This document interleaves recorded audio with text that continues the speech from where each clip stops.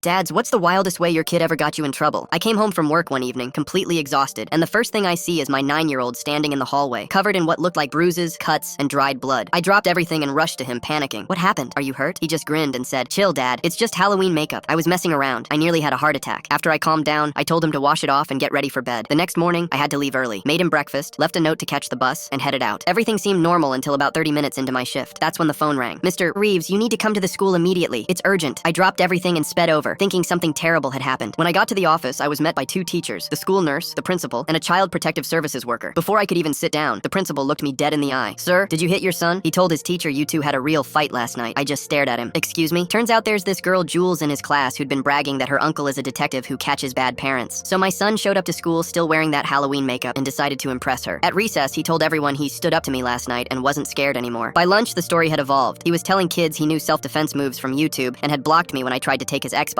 Jules was so impressed she held his hand during reading time. 3 teachers overheard different versions of his story. The school launched a full investigation. CPS arrived within 15 minutes. I tried explaining it was makeup, but nobody was buying it. Finally, I said, "Just get a wipe and clean his face." And just like that, all the bruises and blood wiped right off, leaving purple streaks of face paint. The room went silent. Everyone started apologizing immediately, saying I could take him home, that they were just following protocol. I walked him out to the car, still trying to process what just happened, and after almost getting me arrested, what does he say? "Hey Dad, can we get ice cream?" So I drove 2 hours to some random ice cream shop, lecturing him the entire way about how wrong what he did was. When we got there, I told him to go in and get whatever he wanted. Then I drove off. I'm kidding. I circled right back around an hour later.